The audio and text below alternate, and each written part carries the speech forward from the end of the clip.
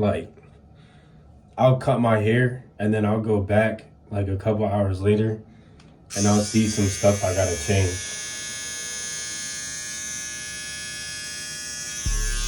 I don't know, I just be cutting.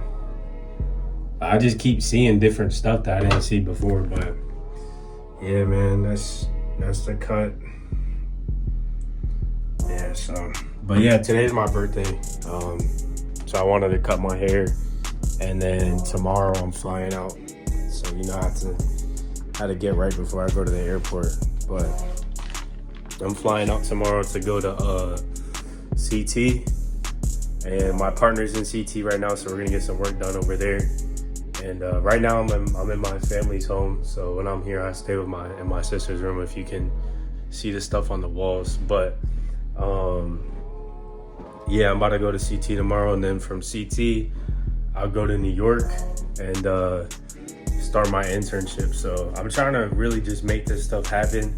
It's gonna be difficult because I have the internship that I'm working is like at an investment firm, so it's gonna be hard to like manage, you know, trying to do the growth operating and trying to work at this investment firm. But we're gonna make it work, man. This summer is just straight grinding, bro. Straight just, you know, talking to God, spending time with God, lifting and working, bro. That's all it is. And trying to make this work. I'm trying to make this the main thing, but you know, I still gotta put in my work, still gotta have a plan B, you know. So yeah, that's what I'm doing. I came outside just to get some sun real quick. I like to be outside sometimes. It just reminds me of when I used to be a kid. But like, I don't know, birthdays are weird. Like, they don't really feel real to me. Like the day is just, it feels like another day, but I know like I don't know what I'm trying to say, but it's just weird. It doesn't feel like it's like a real special day.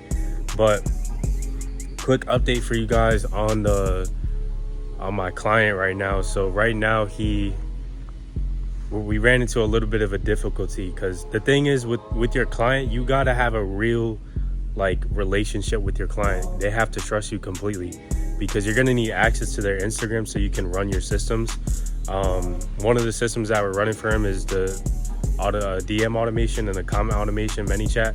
So we need access to his Instagram, and he's not comfortable like giving us the access to the Instagram. So we've kind of ran into this roadblock where we're trying to, you know, see what would be comfortable for him so we can move forward. But until we set up that Manychat, we can't move forward. So hopefully we're gonna have a meeting either tonight or tomorrow night, and then we'll talk to him, convince him like, yo, like, we're not trying to scam you, bro. We just, you know, we need to have access to your Instagram, because also you're gonna have to sell people in the DMs, and you're gonna have to talk to his audience and things like that too. So you gotta have a good foundation of trust with your client, so that you can actually make it work and actually make money with the client. So we're gonna be talking to him, you know, and see if we can get past this roadblock. I'll let you guys know what he says after, and if we even move forward with him. But hopefully we move forward, because I really think he's a good fit for our business. He's in the fitness niche too, so I mean, I know the fitness niche is kind of saturated, but whenever there's saturation, it shows that it works. You know what I'm saying? You just have to separate yourself. You have to either do it better or do it a little bit different. So that's what we're gonna try to do, because we know that the fitness niche does work. You just have to do it better or do it different. And I'm confident in my abilities, my partner's abilities, and he's not just in the fitness niche, he's in calisthenics. So it's like a sub niche of fitness too, which is even better for us. So we're gonna figure it out though, and hopefully it all works out. But in the next clip, you guys will see whether it worked out or not. So everything went well with our creator. We are in the market research phase right now. We were able to move forward. Everything's set up. We're running our automations. I'm going to show you guys those in a second. But one thing you have to understand is that this phase is the make or break phase.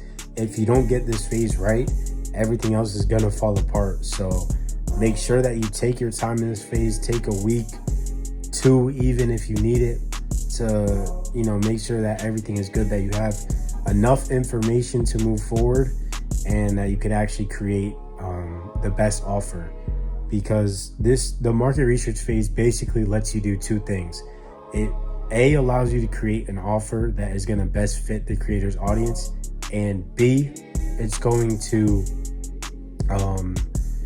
allow you to scrape emails and phone numbers. So the email and phone number scrape is going to be used in a later phase during pre-drop and drop phase, where you're going to retarget the creator's audience. You're going to run email blast, SMS blast. You're going to let them know that the community is dropping, what they're missing out on, this and that. I'll run you guys through those later when we get to the pre-drop and the drop phase. But right now we're in the market research phase, so I'm going to show you guys what is going on with that. But yeah, this is the most crucial phase, because if you don't create a good offer for the creator's audience, an offer that doesn't fit them, it might even be a good offer for another audience, but if it doesn't fit your creator's audience, it's not going to work. They're not going to buy into the community, and you're just going to be left with wasted 2.5 weeks of time and no money to show for it. So make sure you get this phase right. You spend time in this phase. You actually talk to the creator's audience, and you actually build out a good idea of who the average person is, who the average person that is watching your creator, who they are. So yeah, I'm going to show you guys the automation that we run now. Okay, so this is the automation that we run. It is Manychat. We basically connect it to our client's IG, and then we run it from there. Everything else that we need to do besides posting stories is basically done inside this software. So whenever someone comments on a post or a reel, replies to a story, or sends a DM with the word arms, that's our keyword, they will get sent this reply, and it says, bet, click the link and set up a Calendly meeting with me, and I'll send you the free arm workout.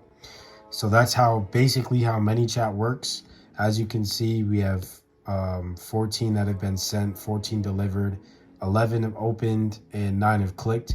We just dropped it today, so it's pretty early to see numbers. It's doing okay so far. It should be a little bit more that have been sent out, but we'll see as time goes. Our creator's also in another time zone, so that could be it as well. So we'll see tomorrow what our numbers look like.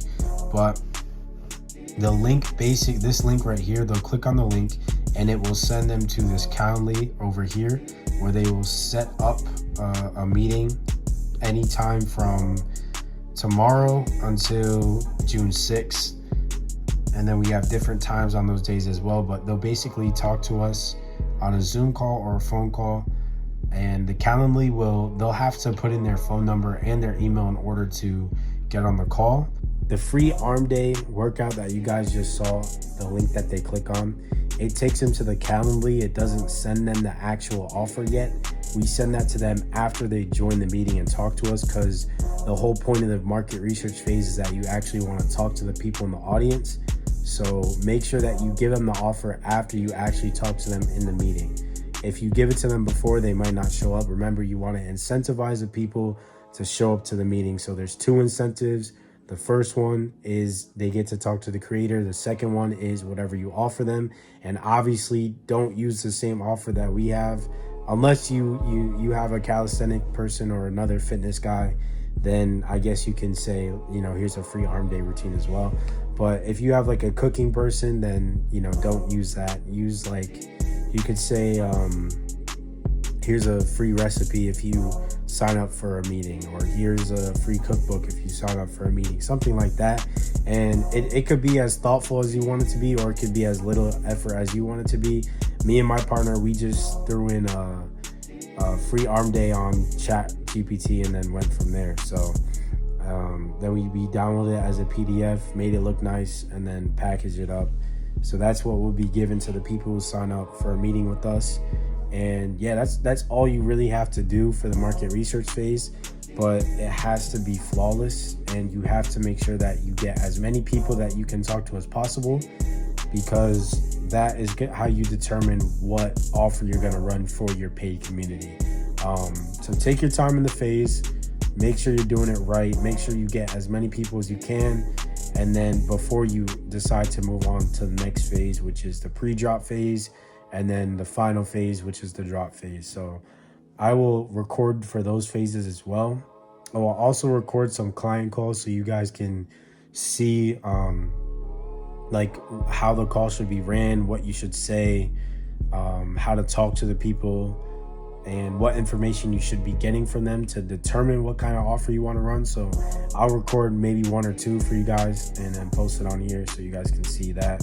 And I'll also record during pre-drop and drop phase. That's when things start to get spicy. I'm not going to have too many updates for the next week and a half or so because we're just going to be doing research, and market research is what we call it. So once we hit pre-drop and drop phase, that's where things actually start to heat up and get a little bit spicy. So I'll definitely be recording for those, show you guys that process and how we run that. And then hopefully show you guys how we went from 0 to whatever we make after drop day. So man, that's pretty much it. I'm just in market research phase for a bit, and I hope that gave you guys some insight on how to run that, and then you can move forward and implement that with your creator as well. Yeah, man, this is my partner Siville, man. This is the dude I was telling y'all about. We get into work on the IPGA, we're trying to make something happen, make something shake with it. But I'm gonna let him talk to y'all about his what about his thoughts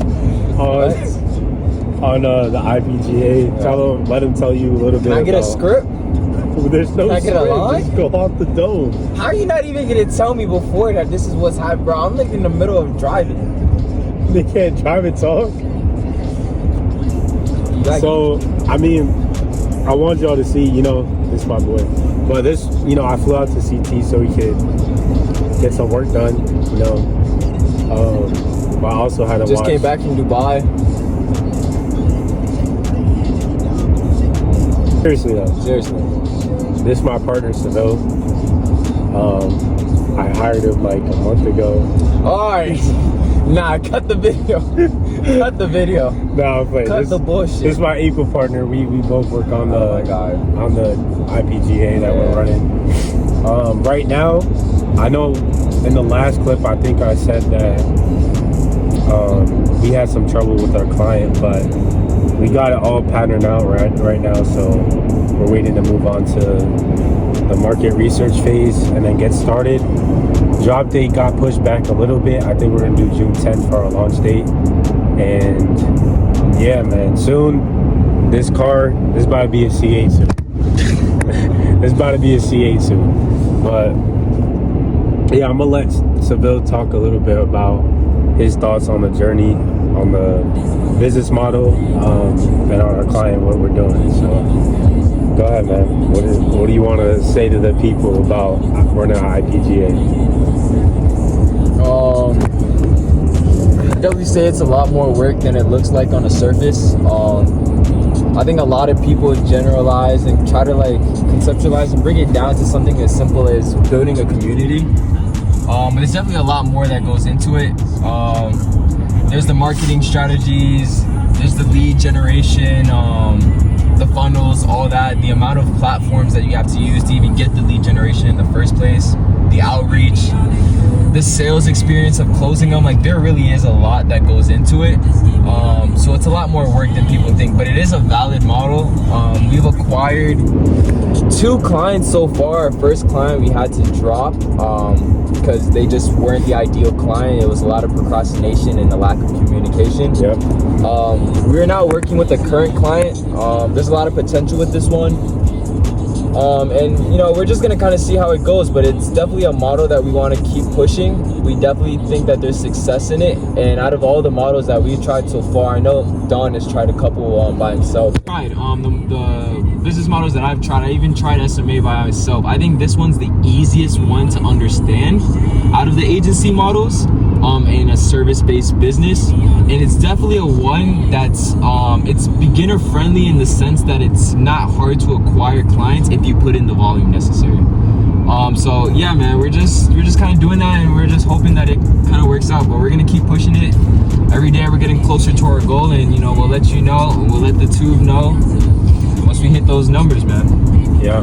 So yeah, man, it's really just a process. You have to realize there's a real trust relationship you have to build with your client, because you know right now we're going through a little bit of difficulties with our client, but we're in that trust building mode. So the best way to build trust with your client is to make them money. The faster you make them money, the more they're gonna trust you. You know, once they see that money's gonna come in, they're gonna be like, okay, this guy's real. I actually want to work with them. I actually want to give them access to my stuff, because you got to have access to their personal things, like their IG, their Facebook, whatever you're running for them. Like, you have to connect. For example, right, we run a Manychat automation, which we have to have his IG password and his information to connect to. That's awesome. I think I talked about it last video a little bit, but yeah, you have to build that trust with your client, because they're gonna have to give you personal things, and that's a roadblock that we were dealing with these past couple of days, but we finally got over it, and we can finally move forward with our client now and start making money. So we're about to hop in the market research phase, talk to clients. We're gonna run a unique system with both the high ticket offer and a low ticket offer. So we'll see how it goes, but we're hoping to sell at least 10 people into the high ticket offer, and then get around, however many we can get for the low ticket. And we think doing a combination of both is going to be probably the most successful and the most bang for our buck, basically. So we'll see how it goes. We'll keep you guys updated, but we're about to hop in this market research phase. Yep. Talk to